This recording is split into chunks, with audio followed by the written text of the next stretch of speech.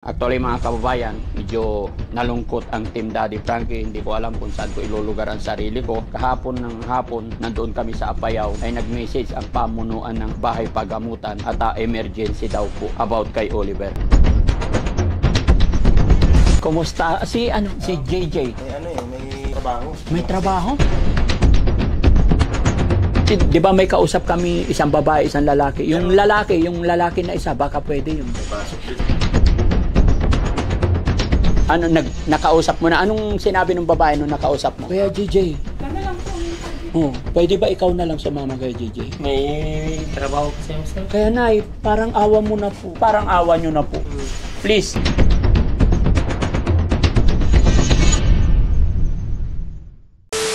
Yon mga kababayan, mga kabarangay. Magandang morning na naman po sa atin lahat. Kumusta po kayo mga kababayan? Mapapansin nyo, nandito kami sa likod ng bahay mga kababayan. Dito kami sa shelter kasi sa harap maraming tao, medyo maingay. Kasagsagan kasi ngayon ng pagpapaani natin ng palay, no?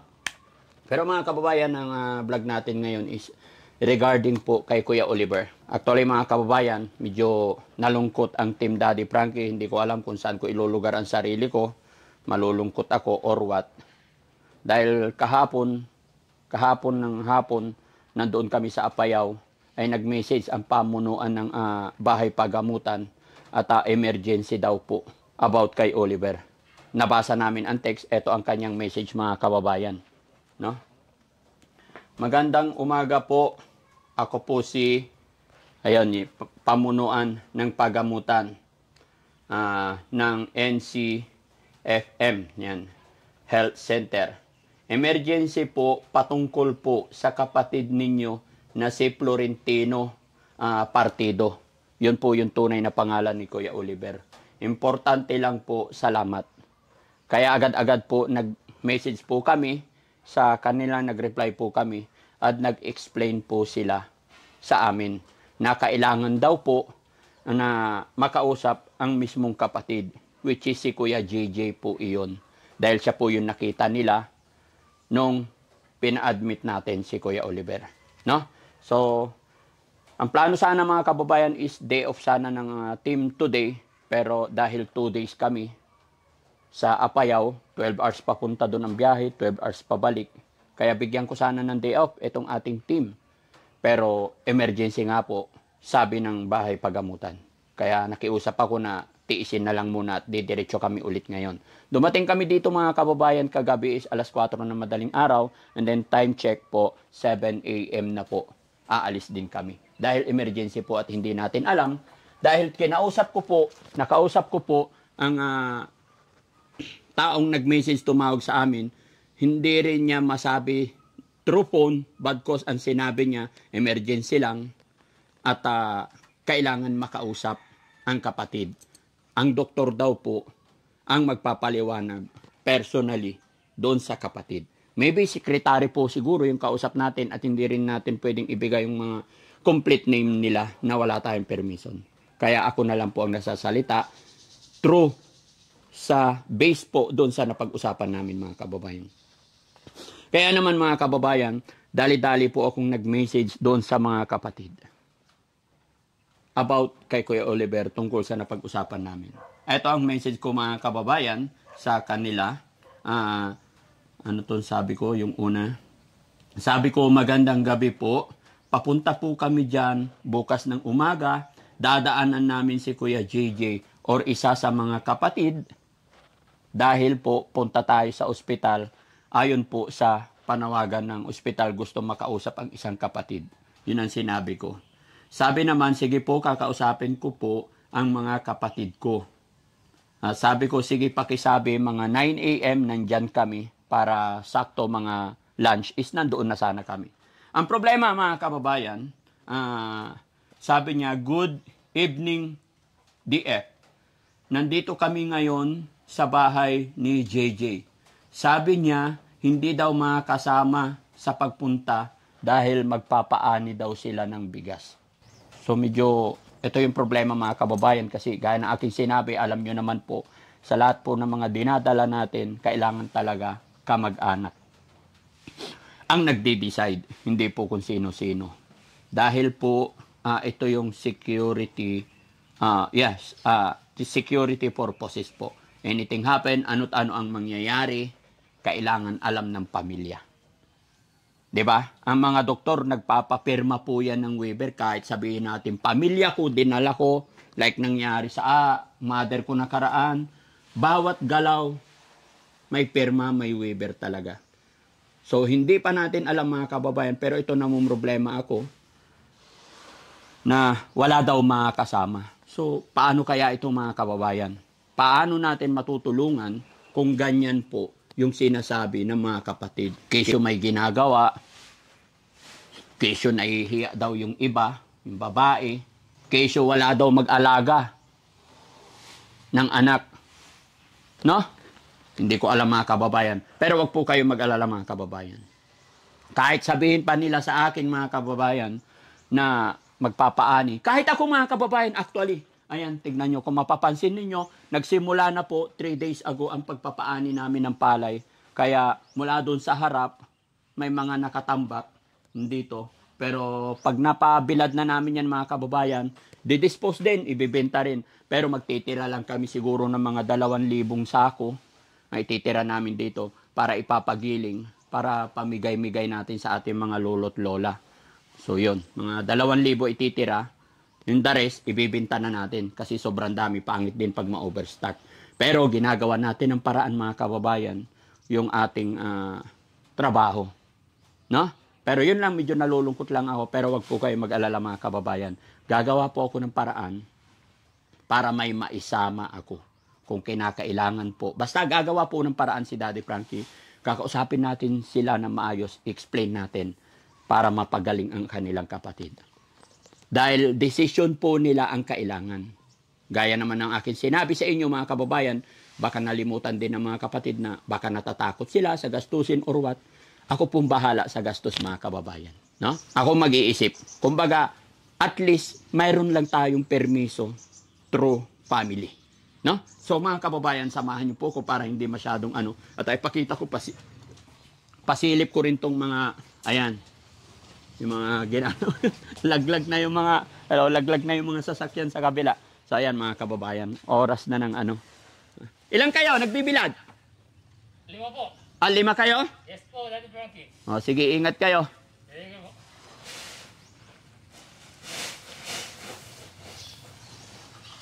Ayan mga kababayan, dami. Dire-diretso po yan. Siguro mga 1 buwan siguro mga kababayan na magbibilat yan. No? At sana hindi na muna umulan kasi once na umulan to, ayan, gusto ko rin sanang tumulong mga kababayan. Exercise namin to eh. Yung magbuhat ng tagi-isang sako, exercise ng inyong lingkod yan. Pero wala mga kababayan, hindi po pwede. No? Kaya tara, alis na tayo mga kababayan.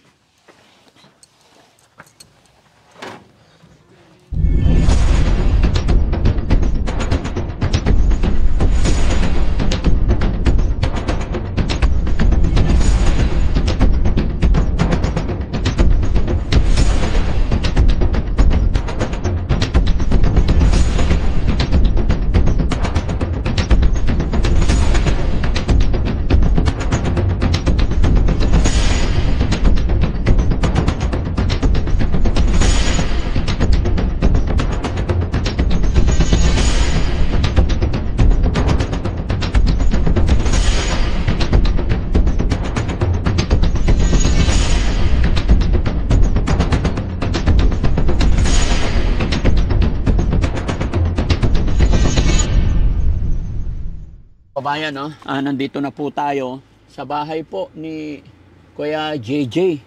At sana nandyan siya, no? Pupuntahan namin, samahan niyo ako mga kababayan para mapuntahan na natin ang Kuya Oliver. Lumamig na yung kape ko, pampabuhay mga kababayan.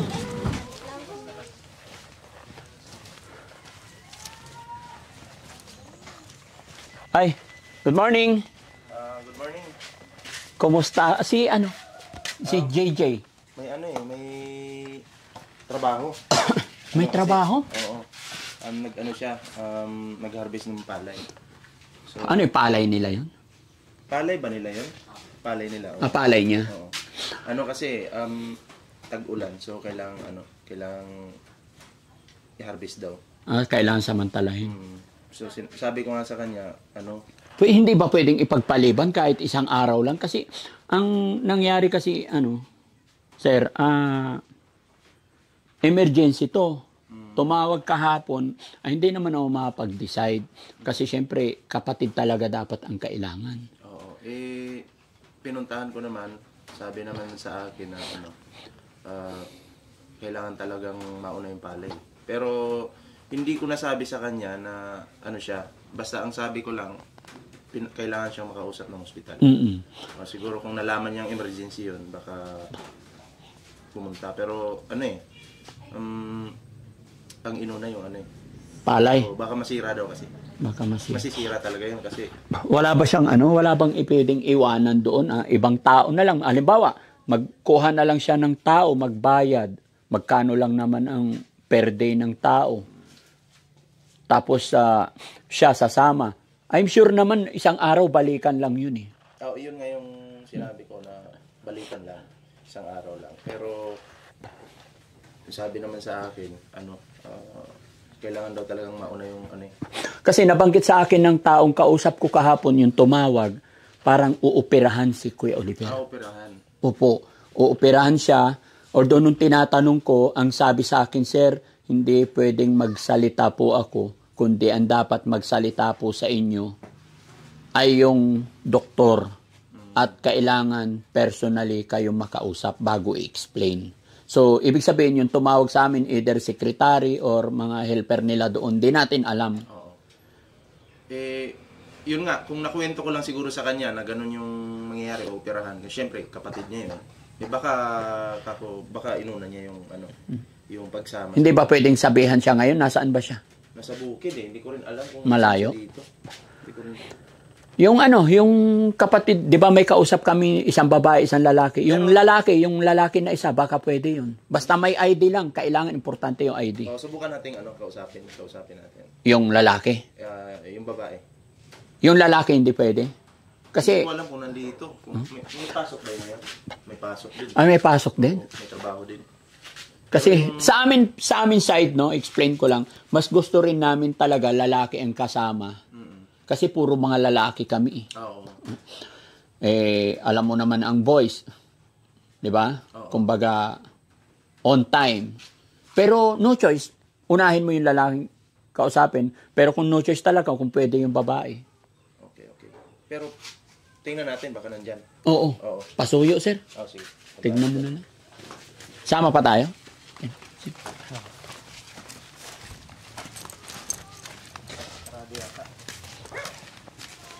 Dito lang din pala ang bahay.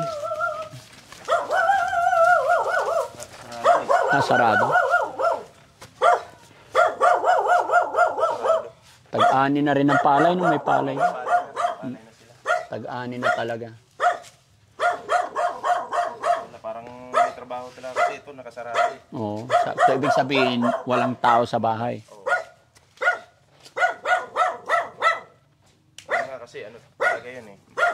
Kasi sana kung may kasama yung babae din. Oo, di ba? Dito tayo pa rin, maingay yan.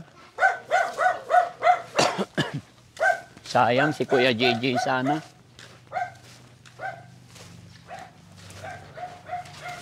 Wala talaga dito, ano?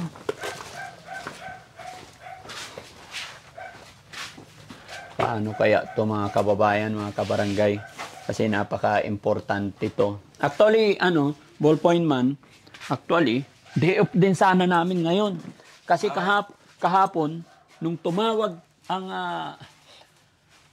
may tumawag sa akin sa bahay pagamutan, tumawag sila sa akin, nasa Apayao kami, time na yon.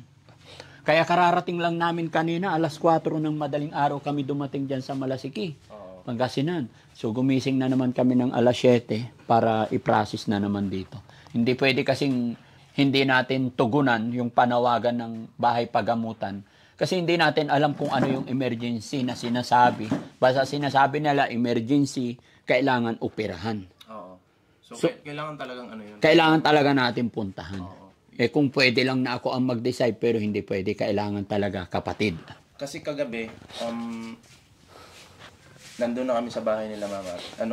Nag-chat ako, sabi ko, yun nga, kailangan pumunta sa Manila kasi kailangan silang kausapin ng doktor. Kahit isa lang sa kanila. Oo, kahit isa lang. Di ko pa alam na emergency pala. Basta ang sabi ko lang sa kanila, kailangan makausap sila. Then sabi naman, busy talaga at may tatrabahuin nga. Kaya sabi ko, sige, mamaya daan na lang kami dito. Tapos pumunta kami dito, pinuntahan namin si JJ, kinausap. Sabi niya talaga, kailangan priority yung palay kasi tag-ulan Tapos kailangan na talaga i-harvest yun. Sa bagay, no? Hinog na kasi ang mga mga kababayan, hinog na. Hinog na yung palay. Kahit sa akin din, nagpapaani ako ngayon, ongoing na. Talagang bakbakan na ngayon. Naintindihan ko pero, yung kapatid pare, baka po pwede. Yung babae? Oo. Okay, sige, no choice tayo. Kasi, sabihin mo, kausapin mo, wala silang po problemahin. Huwag silang mag-alala sa pagkain, tulugan, or ano man. Yun nga, yung sabi sa akin, naman problema siya sa allowance papunta doon. Sabi ko, huwag kang mag-alala dyan. Importante kasi dyan yung yung present nila. Yun. Nag-aalala sila kasi wala silang pera. Yun. Wala silang allowance. Sabihin mo, akong bahala sa lahat. Sasagutin ko lahat pare. Yun. No? Sinabi ko nga huwag kang mag-alala kasi pamasahe, hindi ka naman mamasahe. May sasakyan naman. May pagkain naman. Importante lang, mabisita lang Yes. yung kapatid. Kasi, siyempre, uoperahan yun Opo, hindi natin alam. 'Di ba? Baka magpapirma sila kung ano yung mga dapat pirmahan. 'Di ba?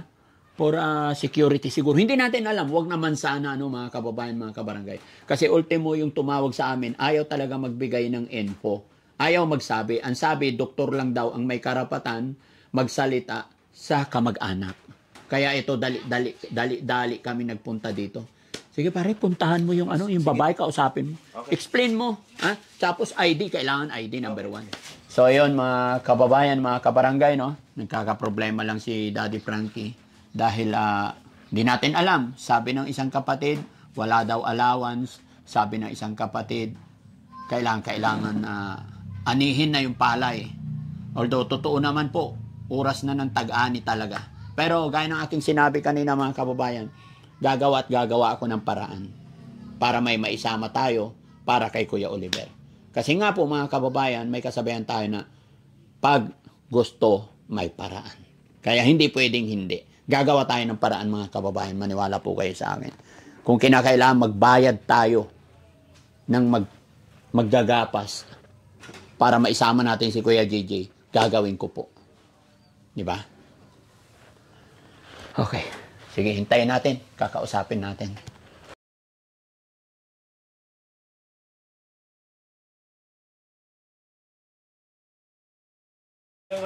Magandang hapon. Tanghali pa lang. Kumusta na? Ito, sir. Nasabihan ka ni Ballpoint Man kagabi. Okay na? Pwede ba ikaw? Hindi, sir. Yung kapatid ko na lang kaya. Kasi may hinihintay ko, sir. Ha? May hinihintay ako. May hinihintay ka. Anong hinihintay mo? Yung concert, harvester. Hinihintay mo yung harvester? Oo, sir. Kasi, Kuya JJ, tumawag sa akin kahapon yung yung kapatid. Tawag nito? Ay, kapatid, yung doon sa ospital kung saan natin dinala si JR, ay Oliver. Operahan daw siya, kaya emergency, kailangan makita kanila. Lalong-lalo na ikaw na yung... Hindi pwede yung kapatid kong babae. Pwede rin naman, pero mas maganda sana kung lalaki, kasi mga lalaki kami lahat. Kita mo naman yung sitwasyon, di ba? Maghihintay tayo doon. Kita mo naman yung nangyari, di ba? Kaya kung... Hindi ko maharap, sir. Ha? Hindi ko nang maharap na. Hindi mo maharap? Hindi ba pwedeng ibang tao na lang, magbayad tayo ng ibang tao? Para, kahit ako magbayad ng taong kukunin mo magbantay. Yung mga alaga ko pa yun, sir. Kaya nga naman tayo si alaga. Nandyan lang, isang araw lang yun. Ako nang bahala sa'yo. Nagpresenta na yung kapatid ko, sir. Siya na daw ang sasama. Yung kapatid mo na lang, yung babae. Hindi ba pwedeng ikaw talaga? Siya na lang yatang gustong content, sir, para makita naman niya. Ha? Para makita naman niya. Para makita rin niya. Sige, walang problema. Oo, sir. Siya na lang para hindi lang naman akong Pero yung harvester, hinihintay mo pa. Oo, sir. Pwedeng bukas pa. No? Hinintay nga, sir, kung kailan mamahan daw kung sabi naman niya. Mm. So, hindi talaga pwede ikaw. Kasi mga kababayan, mga kabarangay, mas preferred ko po kasing lalaki ang kasama namin. No? Pero kung talagang hindi pwede kay Kuya GJ, no? Wala tayong magagawa. Pwede rin naman yung babae. Kaya lang, syempre, naaawa rin ako sa babae na kasama namin kasi mga lalaki kami lahat. Tapos, kita mo yung sitwasyon doon. 'Di ba? Matagal. So, kawawa ang babae. Eh, paano kung naihi or what? Ako na lang, sabi niya naman ng mga yata, sir. Para makita sir yung kapatid namin si Oliver. Pwede. Sige, yun na lang. Oo, sir. Ha? Sige.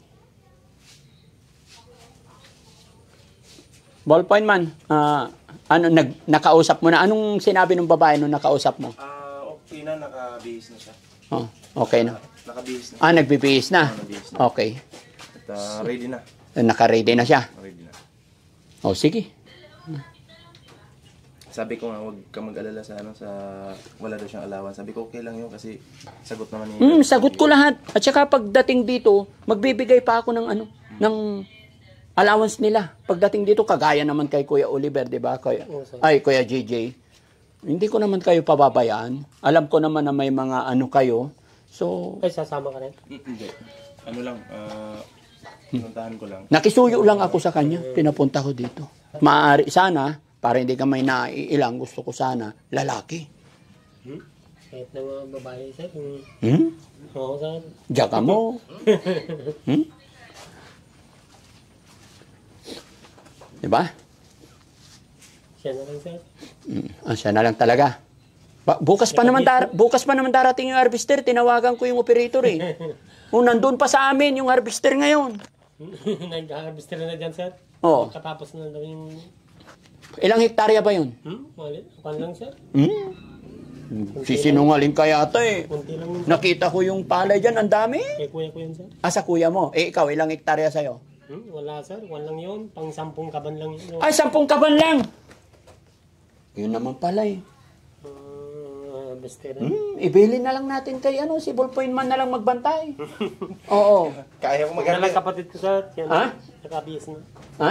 Yung kabihis na. Okay lang yun. Siya daw ang sasama. Dalawa na lang kayo. Para ano. Oo nga, mas maganda dalawa kayo. Tapos wala na lang ang magbantay. Akala ko ba naman eh. Siya na daw, sir. Hindi, kasama ka rin. Hindi na, sir. May man na lang.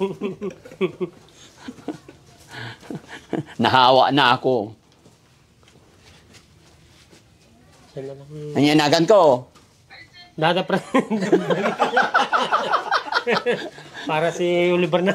Para si Oliver naman. Kaibigan mo ko, ha? Oo, sir. Kaibigan mo ko. Kaibigan, sir, ha? Kaibigan. Nanyanagan ko. Daddy Frank, eh. Anong pangalan? Nanyanagan mo? JJ. Okay. Akala ko si Oliver. Ha? Sa Manila si Oliver, sir. Ay, nasa Manila si Oliver. Oo, sir. Okay, very good. Sige, so ganun na lang, hintayin na lang natin yung babae, mga kababayan, para makita rin daw nila yung babaeng kapatid, para makita rin nila. At yun talaga ang kailangan. Okay? Sige, hintayin natin, mga kababayan. Maraming salamat. Square meter lang yung taniman mo. Sarili mo yon. Ba't ipapaharvest mo na? Kung 1,000 square meter, gapasin mo na. O mas mabilis? Oo, sir, mas mabilis kasi pag Mas mabilis pag harvester. Kasi pagkagapasin ng tao, ipapa-tracer pa, sir, yun. Doble, Anong ulam natin ngayon? Talong, sir. Talong na? Pinakbit, sir. Pinakbet. Yung tanim Sarap. ko, sir. Kumuha ko kanina nung pinakbit ko. Diyan sa harap. Oo, sir. Yung tanim na talong. Buti may tanim ka, Meron din naman, sir. Walang karne ng baboy. Walang, sir. Wala, sir. Walang? Walang sahog, sir. Walang pasahog na karne. Wala, sir. Ikaw masyado kang nagtitipid. 2x2 meron. Nadamdama. After ng harvester, may 2x2 na dyan. Wala na, sir. Hindi na ako uminom. Ayun ka na naman. Hindi na, sir. Pagbalik ko, shot tayo. Oh, Shit, tayo. siyak pa iti gumatang. O, akong bibili. Ha? Ikaw bahala sa pulutan. Pwede ba yon? Pulutan isda, sir. Oo. Isda, tsaka chicken, yung native na manok, tapos yung adobo, medyo toyo na spicy. Naglaeng. Na? Nagulat din ako kasi sa totoo lang, day off pa sana namin ngayon. Galing kasi ako ng Apayaw. Puyat pagod pa kami. 2 araw kami doon. Apayaw, malayon, sir. Oo, Cagayan. Dinaanan pa namin Ilocos. 12 hours nga ang biyahe namin papunta doon. 12 hours pabalik na naman. Opo. Ay, kaya nga sakit na yung tumbong ko kakaupo. 12 hours, isang araw yun. Ha? Isang araw na yun, sir. Oh, yung biyahe pa lang 1 araw na. Oh, tapos Pabalik, isang araw na. 1 araw ulit. Kaya masakit yung tumbong kakaupo. Manila, walang problema. 3 hours lang. Nagbibihis na yung kapatid mo? Mabuti siya, wala siyang harvest na palay. Nakabis na yata kanina, sir. Nakabihis na. Oh, wag mo muna kaming iwanan ha. Baka mamaya hindi sasama eh. So ikaw ang pipilitin ko isama. Sasama, sir. Ayaw at sa gusto mo, hilahin talaga kita. Yan, Ha? Nandiyan na, sir. Nandyan na. Ayan, Kanina pa salamat. naghihintay, sir. So, sabi ko kasi ni Bali. Dito tayo, mag-usap tayo.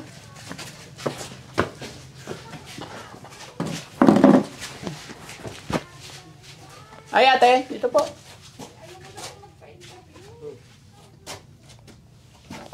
Pero paano tayo magkakausap, ma'am, kung ayaw nyo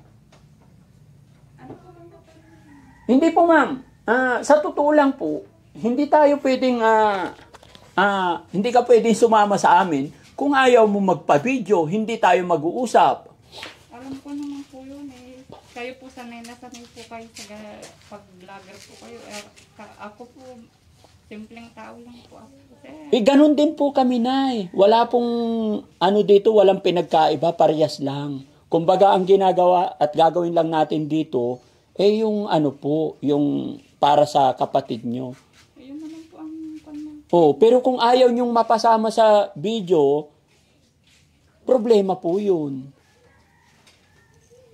Kuya JJ. Sana lang po ang sabi. Pwede ba ikaw na lang sumama kay JJ? May trabaho kasi ako, sir. Balikan lang din, babalik din namin agad. Ihabilin na lang natin yung 10 kaban mo. Magkano yung 10 kaban ngayon? Magkano palay ngayon? Matanong ko lang. Per kilo? 8 lang yata, sir. Ha? 8 lang yata. 8? So, pagka... 8 ngayon eh. Yan. Masarabis ka. Oo. Siya na, nakabis na, sir. Siya nang... Ang problema, ayaw niya magpa-video eh. Happy di mo kaya mo magpa-video. Amo mabugawin ka. Wala pong mawawala, ma'am. Sige po.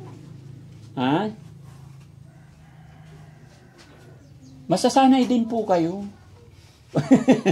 Siya, dito ka, Nay. Huwag kang mahiya, parang awa nyo na po. Please. Huwag po kayong mahiya. Wala po tayong ginagawang masama. Wala po tayong, kumbaga, yung gagawin natin dito, para po kay Kuya Oliver. Kasi po, kung po pwede lang na ako ang mag-decide, hindi ko na po kayo kukulitin. Pero alam nyo po yan, di ba? Pag nagpupunta tayo sa doktor, anak natin, pamilya natin, bago ang lahat is pipirma, kamag-anak talaga, o saan ang pamilya nito? So, ganun po yun. Kaya wag po kayong mag-alala. Wala po kayong ginagawang masama. Mas mapupuri pa nga po kayo pag nandyan ang present ninyo para sa kapatid nyo. Sasabihin nila, ay, mabait, suportado sa kapatid. Kaya Nay, parang awa mo na po. Please. Sige po, para po sa kapatid ko. Yan, salamat po. Hindi, yan. Huwag po kayong mag-alala. Sabi kasi ni Ballpoint Man, nag-aalala din daw po kayo kasi wala kayong allowance. Pag kami ang kasama nyo, wala po kayong gagastusin at hindi namin kayo pababayaan. Ibabalik namin kayo dito buong buo. No? May ID po kayong dala. Napaka-importante po yun. No? So, Ballpoint Man, okay na? Explain mo rin sa kanila yung lahat. Dito ka. baka hindi nila ako naintindihan. So, explain mo rin yung side natin na gagawin lamang natin ito kasi yun ang kailangan talaga kamag-anak pamilya. Oo, yung ano kasi doon, yung hospital o doktor, hindi kasi pwedeng si Daddy Frankie lang yung mag-decide. Kailangan nandun din kayo na kapatid kasi malay natin kung baka may papirmahan doon. Hindi naman pwedeng si Daddy Frankie yung pumirma. So, syempre, para makita nyo rin yung ano, yung kalagayan ng kapatid mo. Po. Oo. Kung may pagbabago na ba or wala pa, makikita mo naman yun eh. Ano mo yun. Pero syempre, sabi nga ni Daddy Frankie, huwag kang mag-alala sa mga allowance. Hindi problema yan. Ang kailangan lang, makita mo yung kapatid mo. Wala namang masamang intensyon, kundi ano lang, para lang talaga sa kapatid mo. At yung presensya mo dapat nandun. Yun. O, Tsaka kasi- ito, Nay, para hindi kayo mag-worry, gaya ng sinabi ko, wala kayong gagastusin. Pag naibalik ko kayo dito, magbibigay po ako ng 5,000 para sa inyong allowance po. No? Oo, yun. Wala pong problema. Promise ko po yan, pangako ko po yan. Para mawala yung mga kababayan kasi nag-aalala si nanay. Ayon sa kanya, may trabaho din sila ditong may iwan. So, eto para matapos at maging okay ang lahat, pag balik dito, kasi doon naman wala silang gagastusin eh.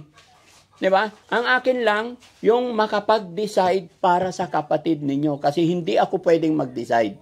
No? So, once na ibinalik ka namin dito bukas, magbibigay ako 5,000 para sa allowance nyo po. Salamat po. Okay. So, paano kaya JJ? Alis na kami. Oo, sir. Hindi ka na sasama. Yun sir, siya nang kasama niyo sir. Ayaw mo na sa akin. Gusto naman sir, kayo naman. Tatampo na ako sa'yo. Hindi sir. Basta magkakasama tayo sir. Yun ang gusto ko kay Kuya JJ. Nagkataon lang mga kababayan na magpapaharvest siya. So tara na, let's go. Ano? Okay? Sir, thank you ha. Oh, sige. Salamat, Ingat salamat, kayo, ingat, salamat. ingat. Salamat. Ma'am. Mars. Oh, sige, tara ate. Ha? Ingat sir. Oo, sige. So ayan mga kababayan, mga kabarangay, maraming salamat. Ano yung pangalan niyo ulit, ma'am? Ansing po. Ha? Ansing. Nanay Ansing. Oh, wag ka nang mailang sa amin ha. Kaibigan mo kami, no? Oh, para na lang tayong magkakapatid. Oh, doon ka na lang, ma'am. Oh, wag kang mag-alala sa amin. Dito po, yan. Yan ka sa VIP room. Opo. Oh, si Nanay Ansing. Nay, kumain ka na po ba? Nag-almusal ka na? Oh, sasabihin mo lang pag may problema, pag naiihi, natatae, magsabi ka lang para ihinto natin. Ready na po talaga. Ha? Nagka-ready na po. Nagka-ready ka na?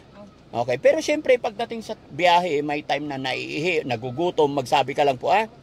Huwag kang mahihiya sa amin. Oh, magtiwala ka po sa amin. Okay, Salamat po ng marami sa pagtulong niyo po sa kapatid. Salamat. Walang anuman po, no? Basta para kay Oliver. Abante, bro. Ingat lang sa pagdadrive, ha? Yung mga anak ko po sir, nahawak ko, iniwan ko na may iiyak. Ay, Ha? wala ako kung balik. Ano po? Yung mga anak ko po. Yung mga anak mo umiiyak. Oh. Okay lang yan. Iiyak lang silang saglit pero maintindihan din nila, ano? Eh, yung para kay Oliver, Sabi pa sa akin ng pangalawa ko, anong pipiliin mo mama, yung kapatid mo o kaming mga anak mo? Sabi, hindi mo na, bakit kailangan mamili? Hindi Ayaw naman ako, sila. Sabi ko, isang araw lang naman. Opo, Para sa kapatid ko naman. opo.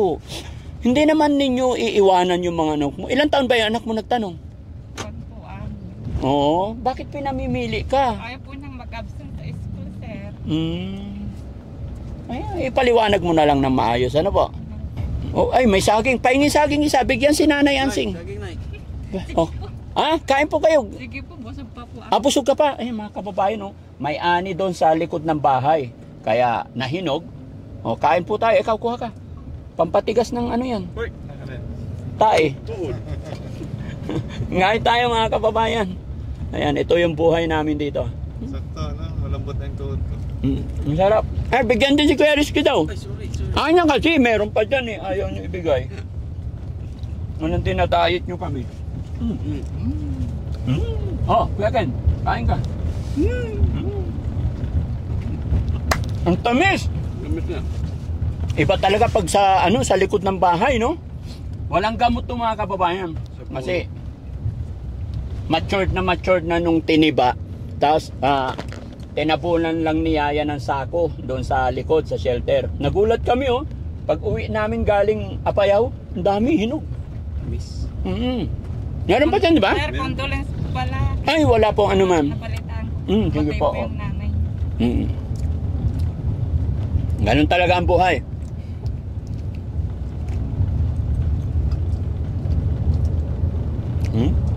Sarap, isa pa. Nay, kain ka. Iba to.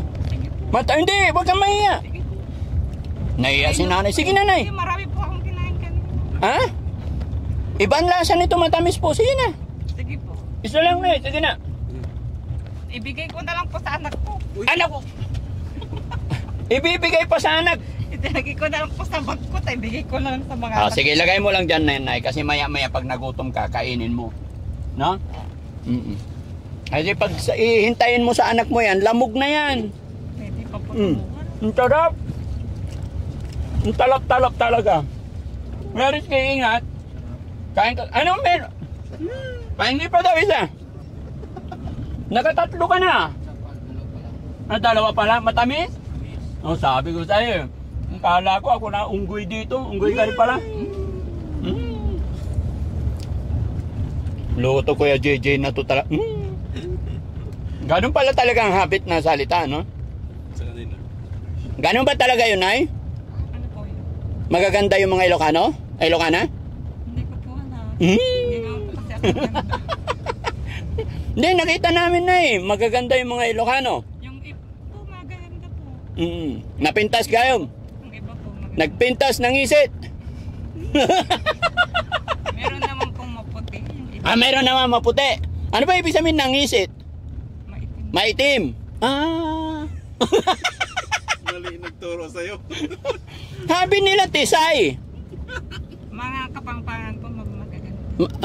Oo. Hindi pati Ilocana rin. Opo, magaganda. Nangisit.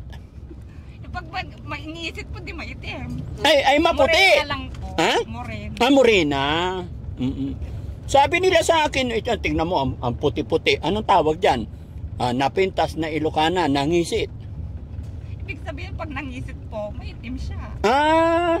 Basta, wala pa kaya alam, masarap ang saging. Sabihin na lang po morena. Morena, oo. Talaga loko-loko yung mga nagtuturo sa akin eh.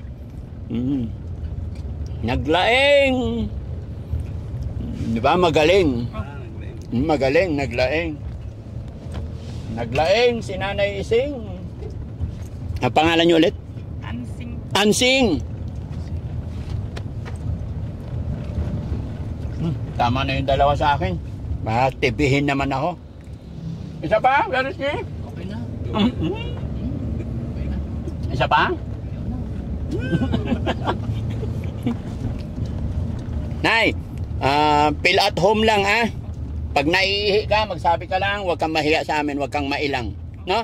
Ituring mo lang kami mga kapatid dito. Ganto lang kami sa biyahe, lalo na pagkaantok na yung driver, nagkukulitan para gusto namin laging masaya, no? Sa pagtulong niyo sa kapatid ko, tatanawin po namin malaking utang na loob po sa inyo. Opo, wala yun. Wala problema.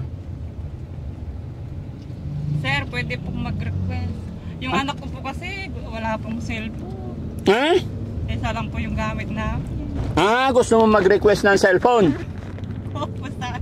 Oo. Anong klaseng cellphone? Kahit ano, yung pong, kahit mumurahin lang po. Yung anak ko po kasi, wala pong cellphone. Yung pong baon niya, iniipon po niya. Kulang pa po yung... Magkano ba ngayon yung iPhone? 100. Ha? 100. iPhone Max. iPhone Max, Nay?